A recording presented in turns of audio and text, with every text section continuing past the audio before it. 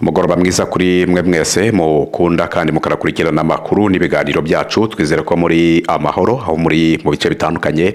Ndabasuhuje kandi mbahaye ikaze. Munyemerere uyu munsi wa none twibande n'undi ku nkuru zagiye zandikwa cyane mu bitangazamakuru bitandukanye, yaba ibyo wacu mu Rwanda ndetse no hanze y'u Rwanda. Ariko kandi turaganira byimbitse kubirebana n'imirwano. Mu kanya gato gashize nahoze mbabwira kubirebana n'umukobwa woherejwe kwica General de Brigade Sematama Charles, uyu yasimbuye Colonel Makanika wari umuyobozi wa Twirwaneho ni hariya mu misozi y'Imurenge muri za Minembwe. Turaza kubikomozaho uyu mukobwa bamwohereje ngo ajye kumuhitanira hitwa Mikenke, amaze iminsi hagabwa ibitero bya drone. Turababwira kuri izi nkuru ko byose bikomeje kugenda byitwara. Ndaza kandi kugaruka mu mujyi wa Goma mbabwire ko komite mpuzamahanga ya Croix Rouge yatanze impuruza ku bisasu byinshi byandagaye mu bice bitandukanye by'intara Kivu y'Amajyaruguru. Abigoma kandi baburirwa ko bagomba kwitonda kubera ko birabice birimo ibisasu byinshi cyane. Ndaza kubigarukaho byose uko byakabaye. Umujyi wa Goma uravugwamo byinshi, ntago nawuvugaho ngo nibagirwe kuvuga kuri Joseph Kabila. Kuri ubu ngubu uri kuri front pages bitangazamakuru bitandukanye muri Republika Iharanira Demokarasi ya Kongo ndetse n'ibitangazamakuru mpuzamahanga, ahanini kubera ko ashinjwa ibyaha bitandukanye n'ubutegetsi bw'i Kinshasa. Ese mwamenye amakuru mashya? Uyu mugabo ibiganiro by'uruhererekane nyungurana bitekerezo biracyakomeje. Aravuga yuko ibi ari ibiganiro bigamije n'ubundi gushaka igisubizo cyangwa se kwishakamo igisubizo nk'abanyekongo cyatuma umutekano mu burasirazuba bwa Republika Iharanira Demokarasi ya Kongo uboneka. Umuyobozi rero w'ihuriro AFCM 23 ubwo ni coordinateur birumvikana bwana Corneille Nangaa yahishuye abagize uruhare mu kwibira Perezida Felix Antoine Tshisekedi amajwi mu mwaka wa 2018 ubwo habagaho amatora y'umukuru w'igihugu muri iki gihugu cya Republika Iharanira Demokarasi ya Kongo.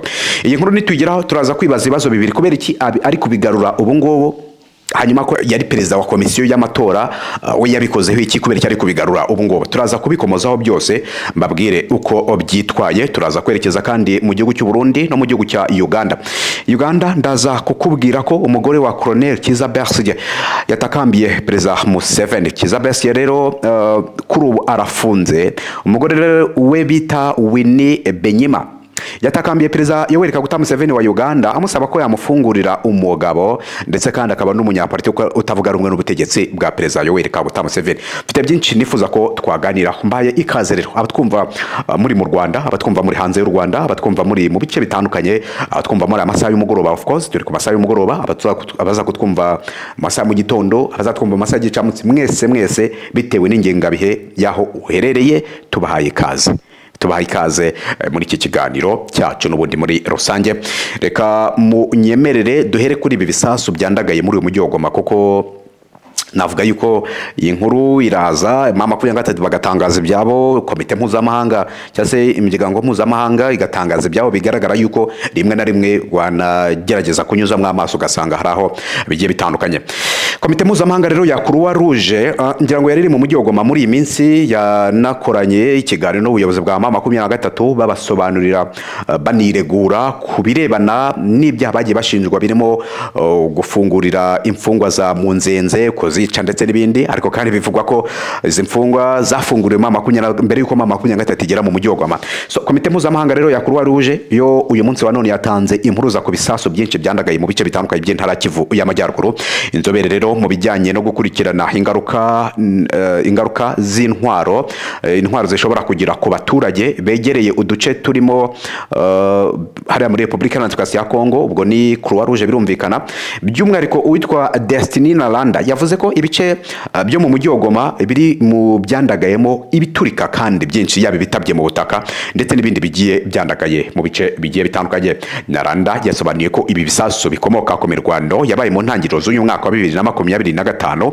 Ni mirwano kandi yasize mama 23 yigaruriye umujyi wa Goma nyuma yo kwirukanamo ihuriro ry'ingabo za Republika Iharanira Demokarasi ya Kongo. Inzobere ivuga ko hagati ya Mutarama na Werurwe uyu mwaka abantu barenga 300 bakomerekejwe n'ibisasu impande zombi zari zihanganye zataye ku gasozi muri uyu mujyi wa Goma. Avuga ko bari abantu nibura barenga 1000 bakomerekejwe n'intwaro bavuriwe mu bitaro bya Sebeka muri ura mujyi wa Goma ndetse nahitwa yego Sebeka Ndosho, ni muri kiriya gice n'ubundi cyo mu mujyi wa Goma ujya mu burengerazuba bw'umujyi wa Goma birumvikana.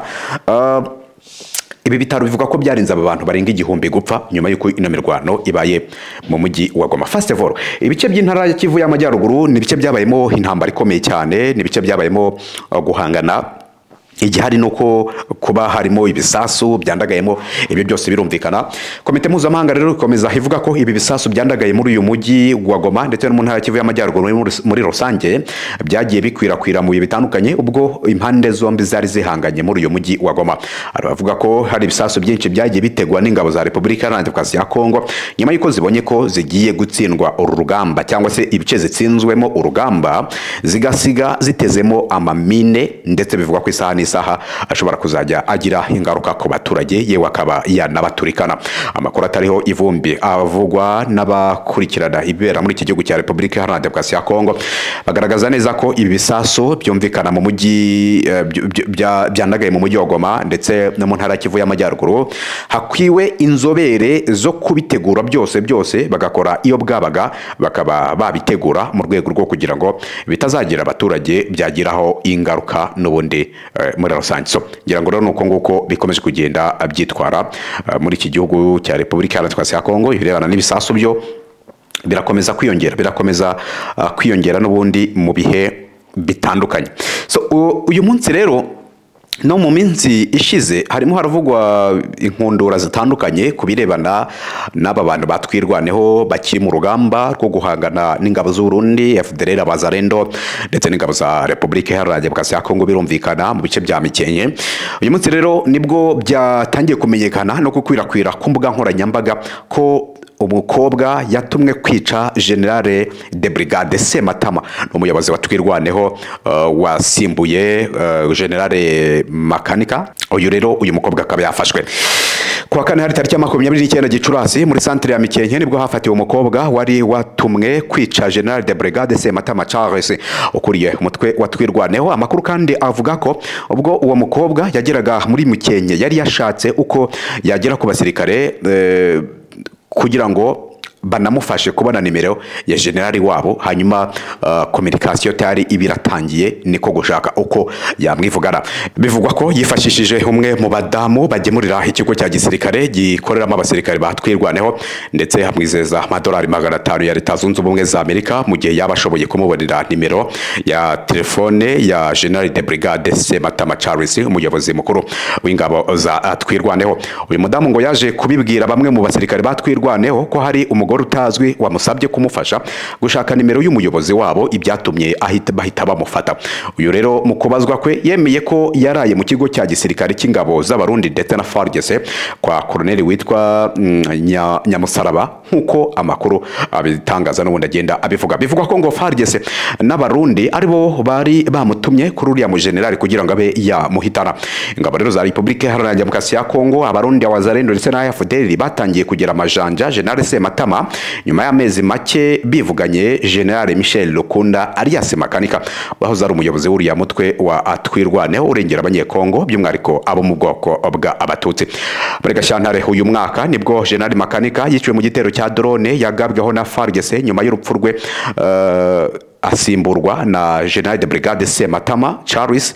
Nyuma y'urupfu rw'uriya mukomanda rero kandi twirwaneho yahise itangaza ku mugaragaro ko yafashe umwanzuro wo kwihuza na 23 n'ubundi muri rusange. So turavuga ibi ngibi rero byagiye byandikwa mu bitangazamakuru mu gihe n'imirwano igikomeje muri ibyo bice. Nk'ubwo ngubwo aratubwira ko ibi bice bya Mikenke muri Kivu y'Amajyepfo by'umwariko muri territoire ya Fizi ukongeraho na Uvira hakomeje kumvikanamo ikintu bita urufaya rw'amasaso amabombe, ndetse ariko ni nako ingabo za Repubulika Iharanira Demokarasi ya Kongo zikomeje kwifashisha drone mu rwego rwo kugaba ibitero ku baturage bigamije n'ubundi kubica, nkuko amakuru akomeza kugenda tugeraho. Hari amwe mu makuru twabonye akomeza kugenda agarukwaho ndetse anavugwa agaragaza yuko uyu munsi wa none humvikanye kurasana ariko kudahambaye nko kumaze iminsi kuba muri biriya bice.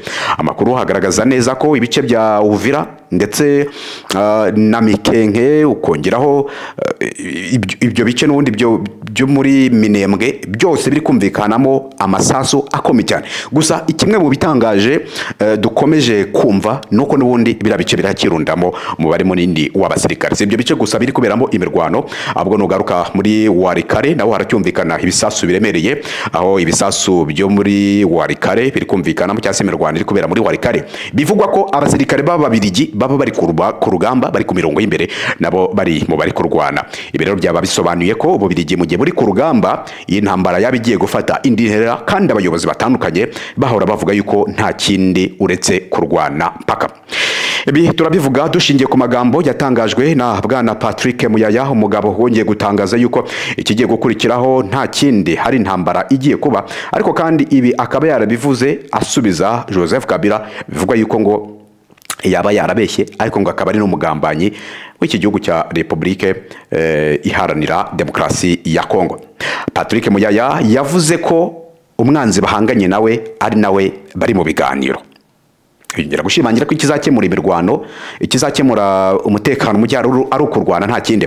Mu gihe rero yavuze ko yiteguye kugira uruhare mu gushaka igisubizo cy'ikibazo cy'umutekano, ukuza kwa Joseph Kabila Kabange wahoze ari umukuru w'igihugu cya Republique Iharanira Demokarasi ya Kongo akaza mu murwa mukuru w'intara Kivu y'Amajyaruguru byongeye guca igikuba i Kinshasa, ndetse Patrick Muyaya yongera gushimangira yuko ubu hagiye kubaho intambara. Nk'uko rero byatangajwe n'umuvugizi wa guverinoma y'iki gihugu cya Republique Iharanira Demokarasi ya Kongo Bwana Patrick Muyaya ku munsi wa gatatu w'iki cyumweru, yavuze ko ngo mu myaka itari mike ishize Republique Iharanira Demokarasi ya Kongo ihanganye n'umwanzi witwa u Rwanda, ari nayo mpamvu y'ibiganiro bikomeje gukorwa n'ubuhuza bwa Leta Zunze Ubumwe za Amerika. Kubwe ngo guverinoma ye ntishobora guta igihe kubashaka kugira role za kabiri mu bushotoranyi bwo Rwanda.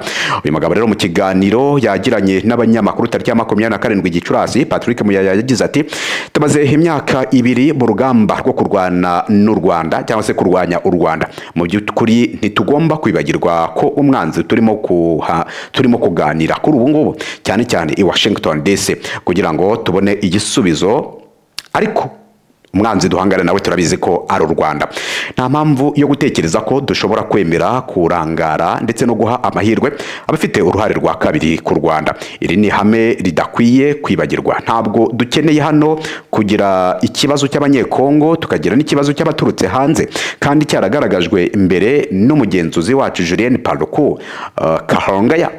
Iyo magambo yatangaje. Uyu mugabo rero yakomeje agira ati nabivuze mu minsi yashize ko perezida w'icyubahiro ari umuntu wo mu bihe bya kera.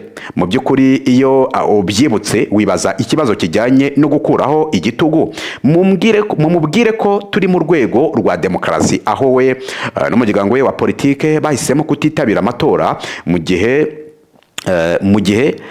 bantu bavuga ibyo bishakiye bitandukanye, kuvuga ko rero mugiye gukuraho ubuyobozi bw'igitugu, ibyo ntago tubona inzira. Muzabukuraho munyuze hehe, muzihe nzira?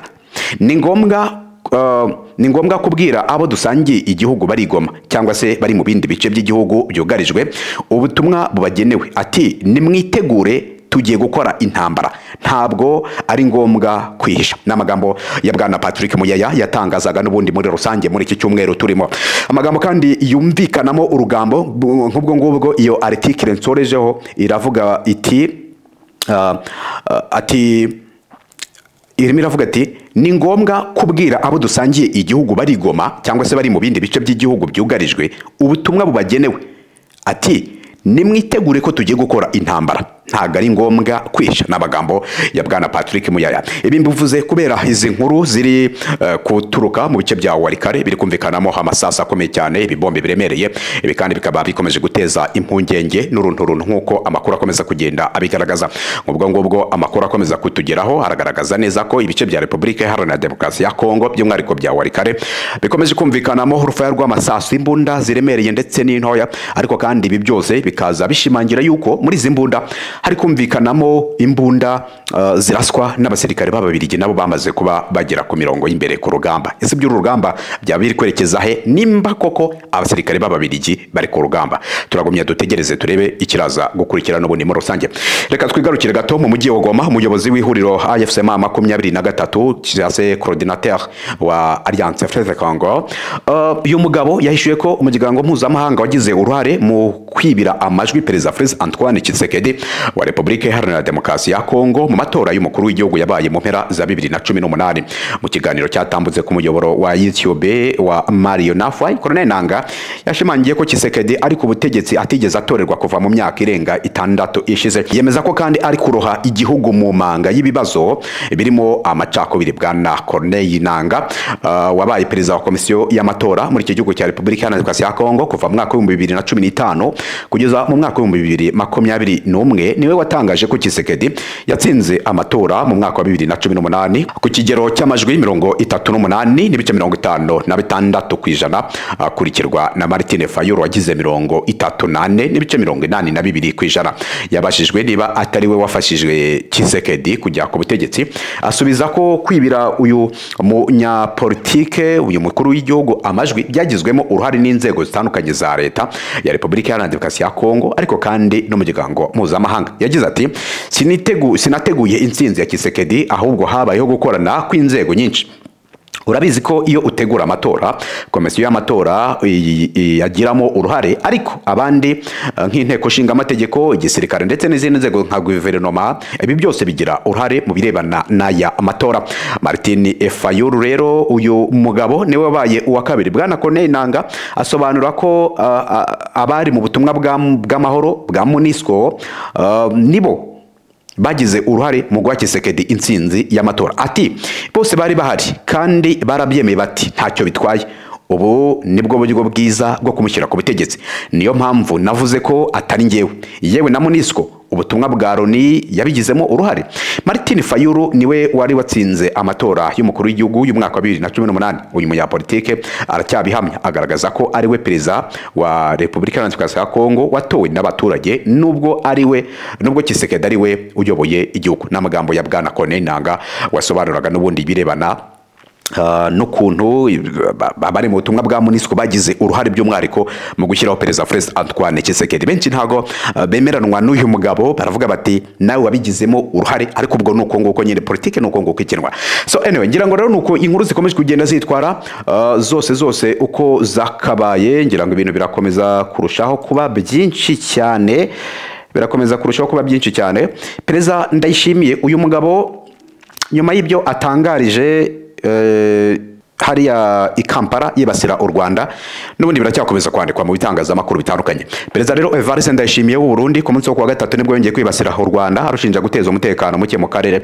Perezida w'u Burundi rero yarwikomye ari i Kampala muri Uganda ubwo yavugiraga ijambo mu nama 12 yo ku rwego rwo hejuru y'urwego rw'ubugenzuzi bw'akarere ku mahoro, umutekano n'ubufatanye kuri Repubulika Iharanira Demokarasi ya Kongo, imaze iminsi ibera Entebbe mu biro n'ubundi by'umukuru w'igihugu muri Uganda. Uyu mugabo rero yumvikanye avuga ko ashimira amahanga akomeje kwamagana ibitero bya M23 n'ingabo z'u Rwanda mu ntara ya Kivu zombi.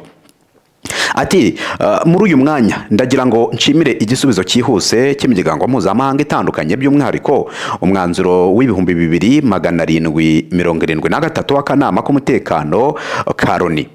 No mu mwanzuro wamagana ibitero biyobowe na M23 n'ingabo z'u Rwanda mu ntara Kivu y'Amajyaruguru ndetse na Kivu y'Amajyepfo, aho M23 ifashwa n'ingabo z'u Rwanda mu kugaba ibyo bitero, ndetse hakanafatwa ibice bitandukanye, aho hanafashwe umujyi wa Goma n'umujyi wa Bukavu. Uyu mugabo rero kandi yavuze ko ashimira inama zitandukanye zabaye ku rwego rw'umugabane wa Afurika zamagana ubwicanyi, avuga ko M23 na RDF bakoze.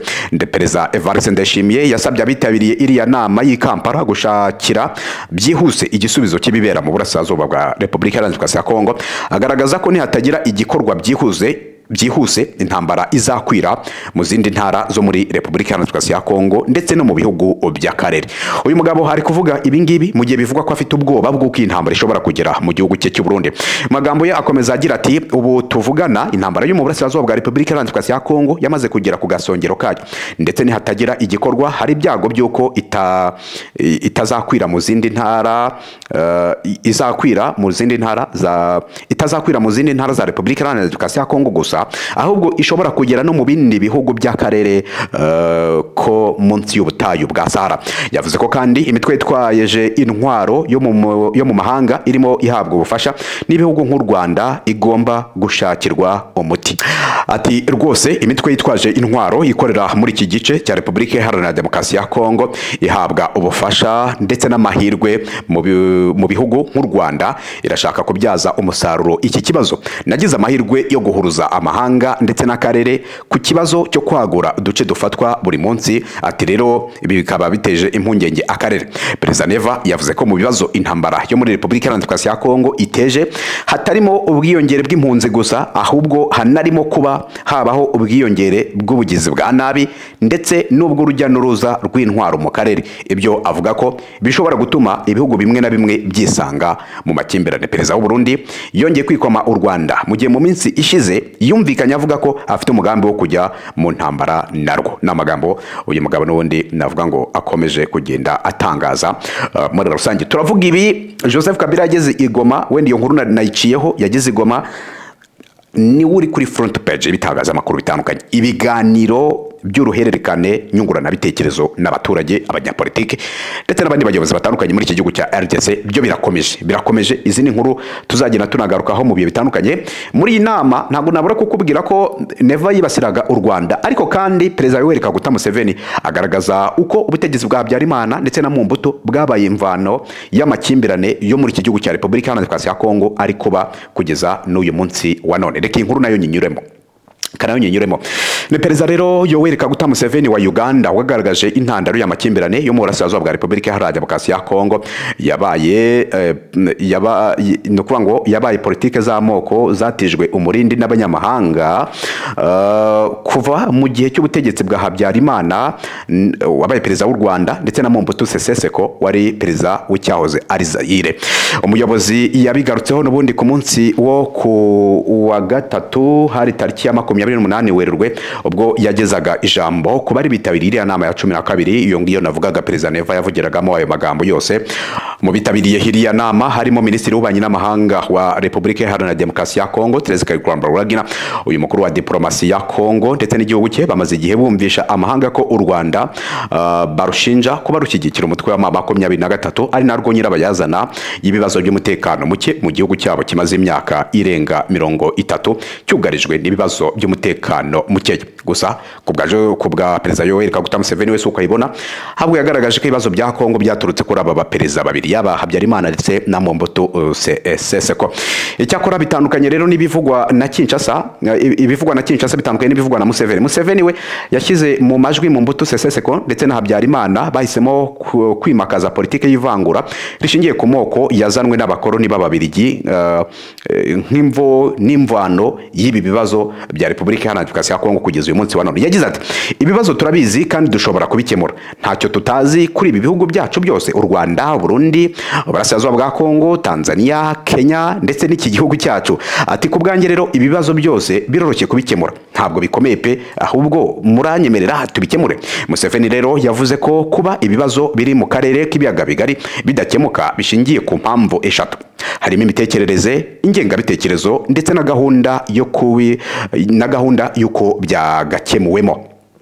Yavuze ko nko mu myaka 30 ishize ubwo ingabo za Mobutu Sese Seko n'iza Habyarimana zari zimaze gutsindwa na RPA zahungaga, Mobutu yasabwe kenshi kuzamura intwaro ariko ahitamo kwinangira umutima. Ati ingabo za Mobutu zatsinzwe mu Rwanda hamwe n'iza Habyarimana, hanyuma rero zihungira i Goma. Twinginze Mobutu ngo azambure intwaro ntiyabyumva, kuko yatekerezaga ko imitwe y'imbere mu gihugu ntacyo itwaye, kuko twebwe n'abaturanyi bacu twagiye dukora byinshi mu bitandukanye kugira ngo turebe ko zirangabo zari zitsinzwe urugamba na RPA zashyira intwaro hasi, ariko barabyanga. Hanyuma rero kugeza uyu munsi wa none navuga yuko aho ariho harimo ipfundo ku bibazo byose biri muri aka karere by'umwihariko mu burasirazuba bwa Repubulika Iharanira Demokarasi ya Kongo. Museveni yagaragaje ko atiyumvisha impamvu Mobutu yafunze amatwi, ati kubera iki Mobutu yanze kumva, twari hano kandi twakabaye twaranamufashije. Ingabo Mobutu yanze kwambura intwaro kuri ubu nizo zibarutse umutwe wa FDLR ufatwa nk'intandaro y'umutekano muke mu karere k'ibiyaga bigari, ndetse ni nazo zabaye nyirabayazana y'intambara ya Kongo yasize ahirizwe ku butegetsi mu 1997. Museveni rero yashimangiye ko kugira ngo amahoro mu karere k'ibiyaga bigari aboneke hakenewe uruhare rwa buri wese ufite aho ahuriye n'urugendo rwo gushakira amahoro aka karere. Gusa nanone abanyamahanga b'akarere gusa nanone abanyamahanga bakareka kwivanga cyane mu bibazo by'aka karere. Niwe Museveni nuko nguko abisobanura n'ubundi muri rusange. So ngira ngo izi ni inkuru zikomeje kugenda zigarukwaho. Munyemere dusureze n'ubundi kuri inkuru irebana n'iki gihugu cya Uganda, aho nk'ubwo ngubwo batubwira ko umugore wa Colonel Dr. Kizza Besigye bamwita Winnie Benyima yatakambiye Perezida Yoweri Kaguta Museveni, arimo aramusaba ko yafungura uriya munyapolitiki utavuga rumwe n'ubutegetsi, ariko kandi akaba n'umugabo we birumvikana. Besigye rero usanzwe ari umuyobozi w'ishyaka FCD ritavuga rumwe n'ubutegetsi muri iki gihugu cya Uganda, afuzwe kuva mu mpera z'umwaka ushize akurikiranweho ibyaha birimo ubugambanyi bwo mu rwego rwo hejuru ndetse no kugerageza guhirika imbaraga ubutegetsi bwa Perezida Museveni bashyira mu miyoborere y'iki gihugu, no kuvuga ngo kugerageza guhirika ubutegetsi.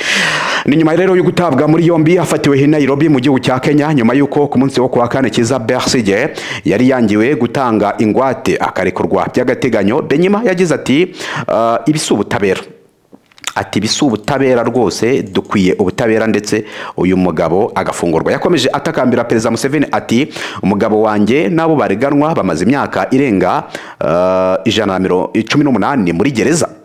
Itegeko rivuga ko bemerewe kurekurwa by'agateganyo, nyamara ati urukiko rwarabyanze. Icyaha cyonyine bakoze ni ukutemera ibintu mu buryo bwa politiki. Ndinginze Perezida Museveni ngo atange ubutabera, bitari ku mugabo wanjye gusa ahubwo no ku mfungwa zose za politiki zafunzwe nta rubanza. Colonel Kizza Besigye avuga yuko ibyaha aregwa bishingiye ku mpamvu za politiki. Icyakora mu gihe uyu mugabo na bagenzi be bahamijwe ibi byaha, bashobora guhanishwa gufungwa ubuzima bwabo bwose. Uyu mugore rero w'icyakoze no gukomeza gutakambira Museveni te mubafungure pe. Reka tubashimire rero tunabizeze ko dukomeza kubana mu birebana n'izi nkuru zikomeza kubageraho gatanu ko kandi kuri uyu muyoboro wacu kandi wanyu. Turakomeza tubagezeho rwose update zihari by'umwihariko izandikwa mu bitangazamakuru bitandukanye. Hagati aho rero ubwo gahunda zacu zo zirakomeje, ntimuze gucikwa cyangwa se ngo mujye kure. Turabagezaho inkuru ariko zishingiye ku byanditswe mu bitangazamakuru bitandukanye. Mwakoze cyane kubana natwe.